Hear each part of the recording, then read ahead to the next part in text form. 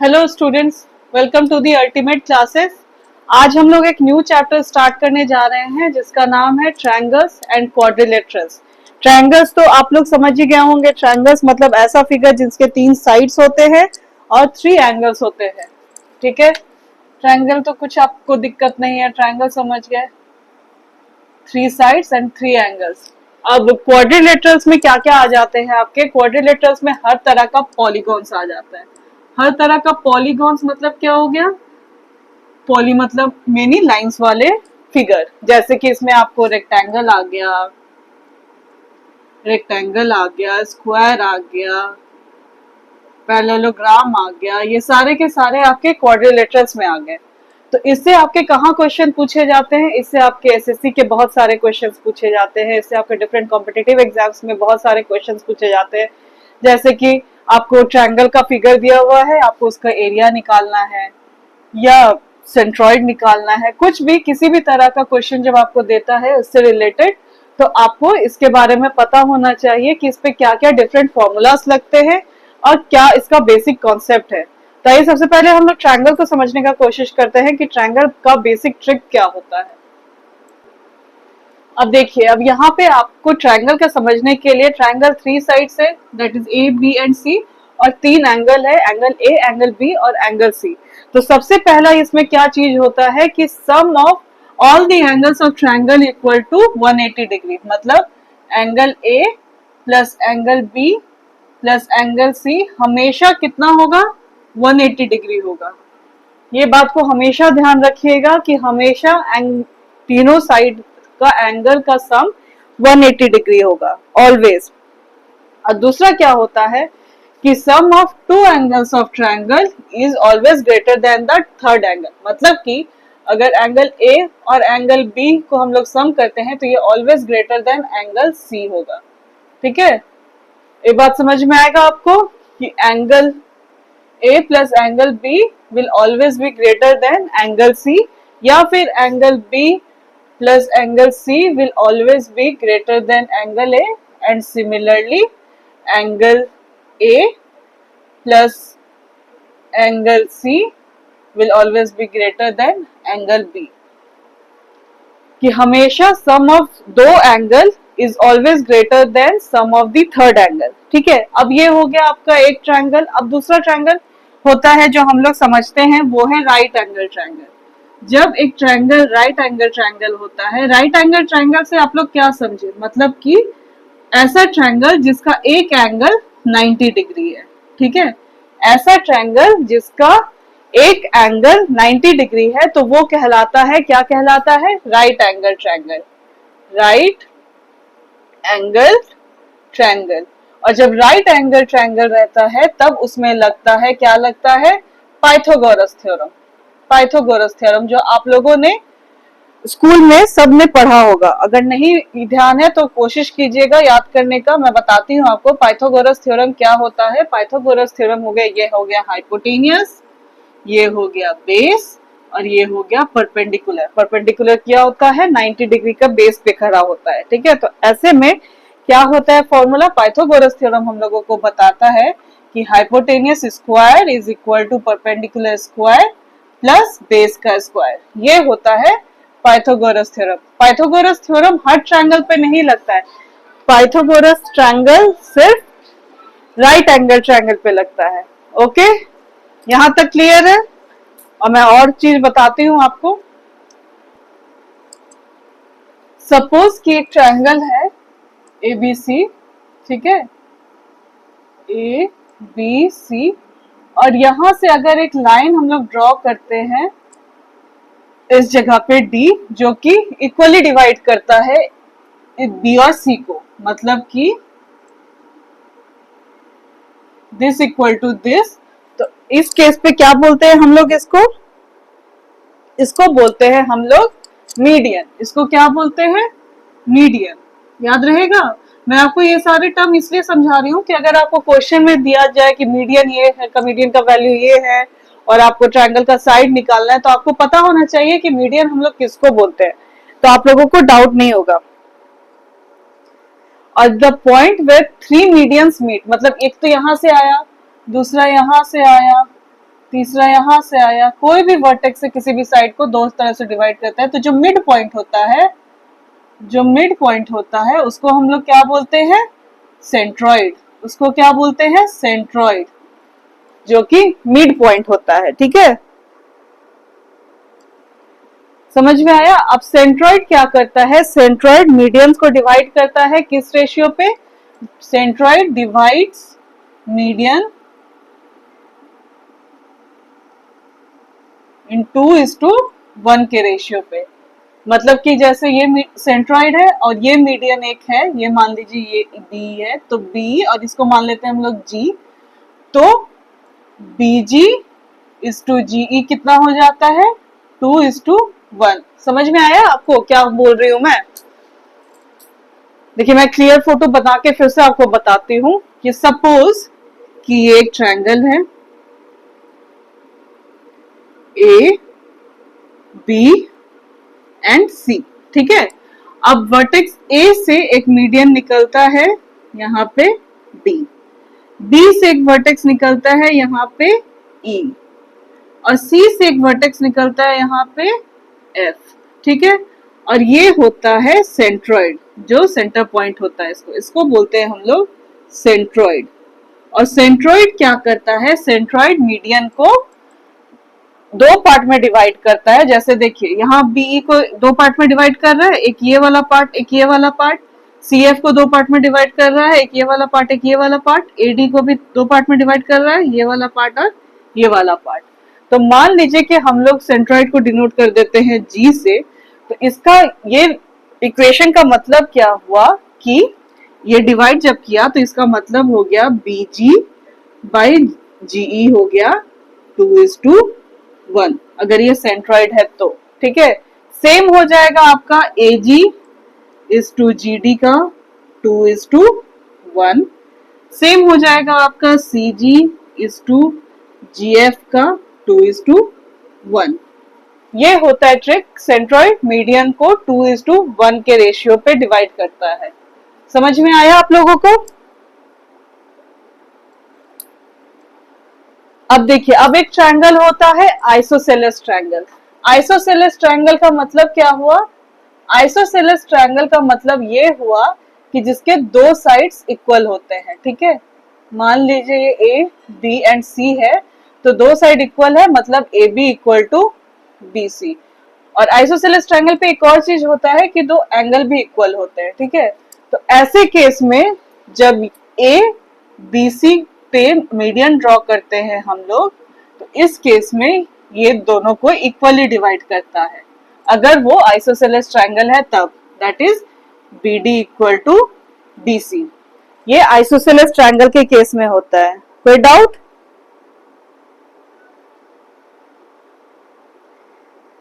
अगर कोई डाउट हो रहा है तो पूछिए। नहीं? चलिए, तो अब मैं क्वाड्रिलेटरल समझाती हूँ आपको कि उस पे कैसे ट्रिक्स होते हैं, फिर मैं फॉर्मूलाज बताऊंगी। देखिए, क्वाड्रिलेटरल्स का मतलब ऐसा हुआ जो कि फोर साइड से हम लोग जोड़ के एक फिगर बनाते हैं, जिसको क्वाड्रिलेटरल्स बोलते हैं। जैसे ये हो गया स्क्वायर, रेक्टेंगल, ठीक है, पैरेललोग्राम, ये सारे के सारे हो गए हम लोगों के क्वाड्रिलेटरल्स। ओके, तो अब सबसे पहले क्या होता है? पैरेललोग्राम। पैरेललोग्राम को आप लोग समझिएगा, ऐसे पैरेललोग्राम ऐसे फिगर को बोलते हैं जिसके दो साइड्स इक्वल होते हैं और साथ ही साथ पैरेलल होते हैं। अगर वो पैरेलल होते हैं तब वो कहलाते हैं पैरेललोग्राम। ठीक है, अगर दो साइड्स इक्वल रहते हैं। ऐसे केस पे क्या होता है? डायगोनल्स जो इसके होते हैं वो एक दूसरे को बाइसेक्ट करते हैं। ठीक है, एक दूसरे को बाइसेक्ट करते हैं। बाइसेक्ट मतलब कि इक्वली डिवाइड करते हैं, मतलब कि ये डायगोनल है तो ये इक्वल टू ये इक्वल टू ये, इक्वली डिवाइड करते हैं। ओके, अब देखिए, अब जब पैरेललोग्राम में एक हम लोग डायगोनल बनाते हैं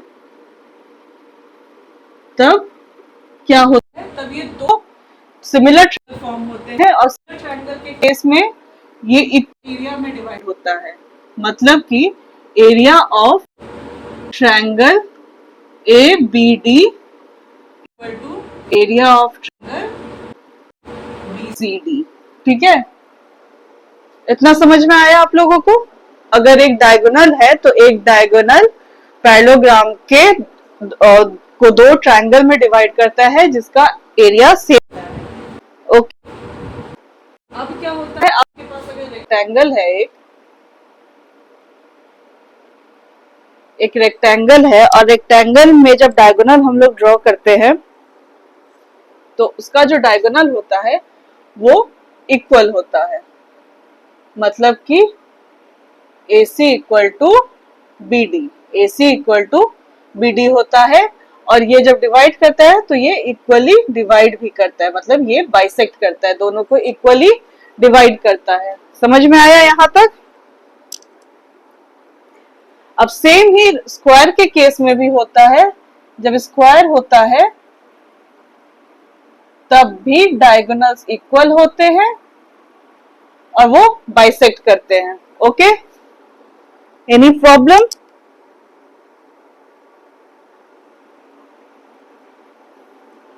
क्लियर है? आइए मैं नेक्स्ट चीज बताती हूँ।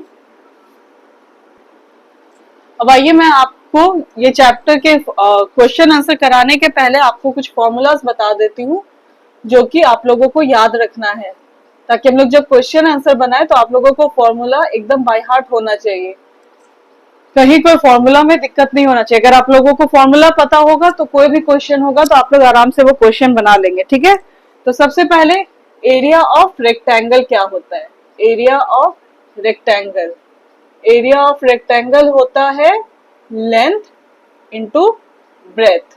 ठीक है, मतलब where L equal to length and B equal to breadth. ठीक है, ये बहुत ही बेसिक आप लोग स्कूल में पढ़े होंगे ये सब।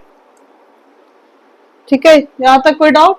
और सिमिलरली अगर एरिया दिया हुआ आपको लेंथ निकालना है तो वैसे ही निकल जाएगा, एरिया डिवाइडेड बाय ब्रेथ। ये मेन फॉर्मूला है जो आप लोगों को याद रखना है। ठीक है, अब दूसरा रेक्टेंगल के लिए एक और फॉर्मूला आता है, पेरीमीटर ऑफ रेक्टेंगल।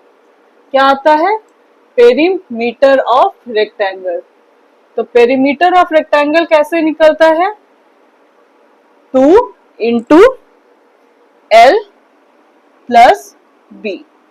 ठीक है, फॉर्मूला याद रहेगा। पेरीमीटर ऑफ रेक्टेंगल कैसे निकलता है?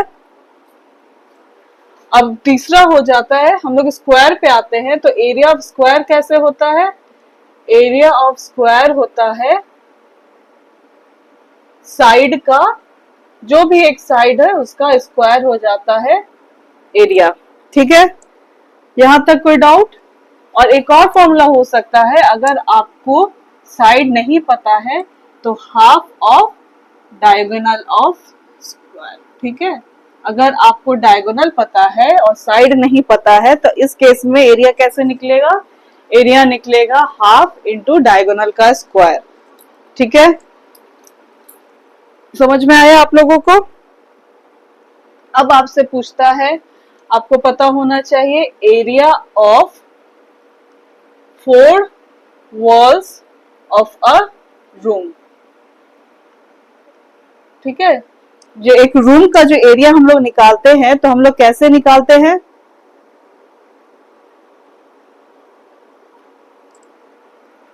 Two into length plus breadth into height into height. ठीक है, ये क्या निकला हम लोगों का? Area of 4 walls of a room.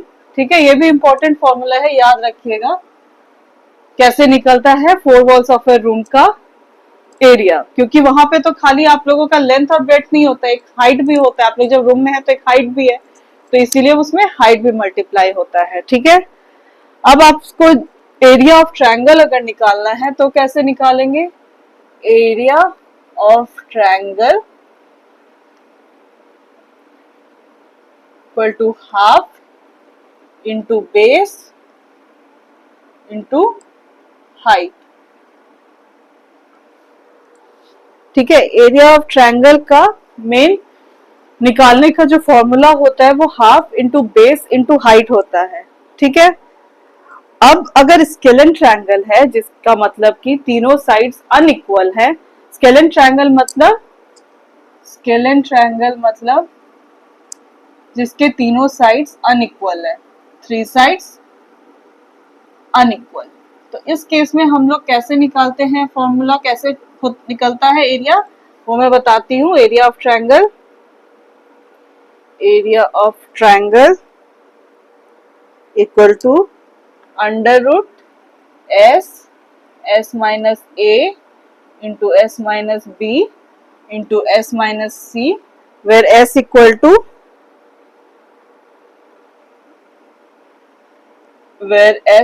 To half into A plus B plus सी।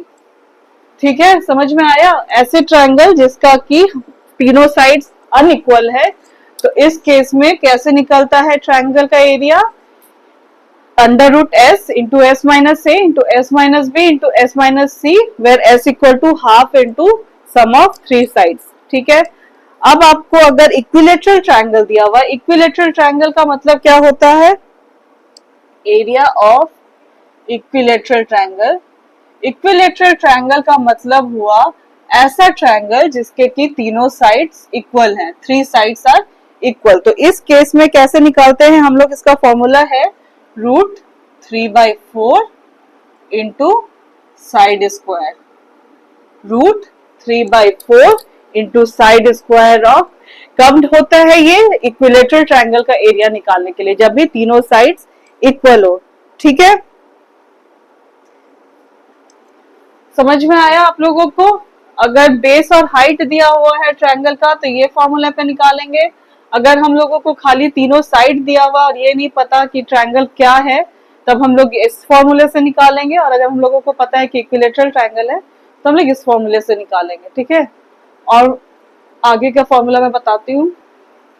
अब देखिए, अगर आपसे पूछा जाए कि एक इन सर्कल है इक्विलेटरल ट्रायंगल के अंदर में, तो उसका रेडियस कितना होगा, तो उसका फॉर्मूला है a/2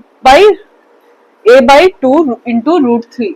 इन सर्कल से आप क्या समझते हैं, एक इक्विलेटरल ट्रायंगल अगर है जिसका मतलब तीनों साइड इक्वल है और इसके अंदर में एक सर्कल है, तो ये सर्कल का रेडियस कैसे निकलेगा, तो साइड है ए इसका ए, तब ये फॉर्मूला पे हम लोग उसका रेडियस निकालते हैं। ठीक है, समझ में आया आप लोगों को। अब है circum circle, radius of circum circle का मतलब क्या हुआ, बताइए मुझे। Of an equilateral triangle, circum circle का मतलब हुआ कि ऐसा ट्रायंगल है इक्विलेटरल ट्रायंगल और इसके बाहर में एक सर्कल है, मतलब सर्कल के अंदर में एक ट्रायंगल है। ऐसे में ये जब सर्कल होता है तो इसका रेडियस का फॉर्मूला होता है a/√3, a/√3, याद रहेगा आपको। अगर इन सर्कल है तो रेडियस होगा a/2√3, और अगर सर्कम सर्कल है तो होगा a/√3। Okay, clear. अब अगर आपको इन सर्कल का रेडियस निकालना है पर आपको साइड नहीं पता है ट्रायंगल का क्या है, तब इस केस में रेडियस कैसे निकलता है, अगर मान लीजिए सेमी पेरीमीटर दिया हुआ है आपको, सेमी पेरीमीटर दिया हुआ है S, ठीक है, और एरिया दिया हुआ है आपको ट्रायंगल का, एरिया दिया हुआ है A, और इस केस में रेडियस ऑफ इन सर्कल निकलेगा, रेडियस ऑफ इन सर्कल निकलेगा एरिया डिवाइडेड बाय S। ठीक है, सेमी पेरीमीटर, पेरीमीटर नहीं है ये, सेमी पेरीमीटर है, इस बात का ध्यान दीजिएगा। सेमी पेरीमीटर मतलब हाफ ऑफ पेरीमीटर। ठीक है, समझ में आया आपको। और सेम केस पे अगर आपको सर्कम सर्कल का निकालना है, रेडियस ऑफ सर्कम सर्कल,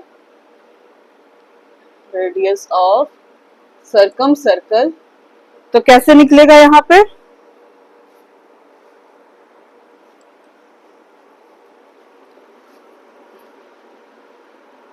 अब देखिए एरिया ऑफ पैरेललोग्राम कैसे होता है, एरिया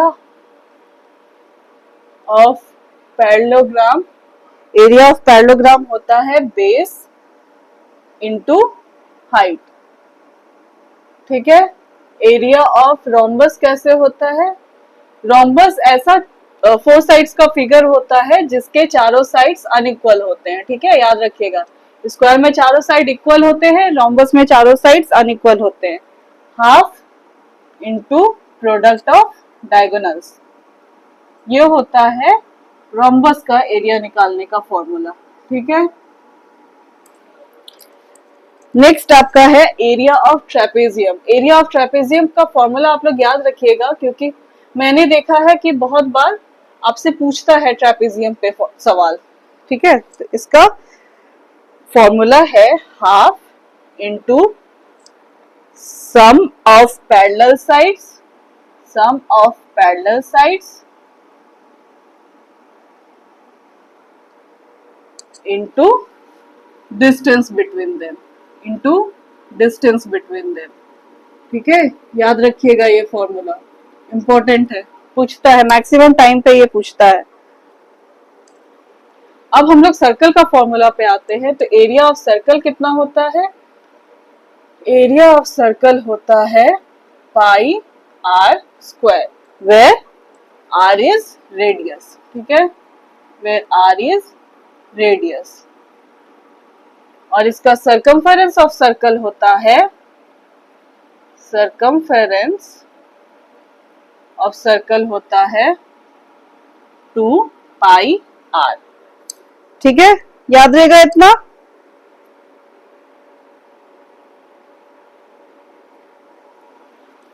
मैंने जितने इंपॉर्टेंट फॉर्मूलाज होते हैं मैंने आज आपको बता दिए हैं, और कल मैं आपको सारे क्वेश्चंस कराऊंगी कि किस तरह का क्वेश्चन आपसे पूछता है, और सारे के सारा फॉर्मूलाज इसी पे बेस्ड होते हैं, ठीक है। तो चलिए मिलते हैं नेक्स्ट क्लास पे। Thank you.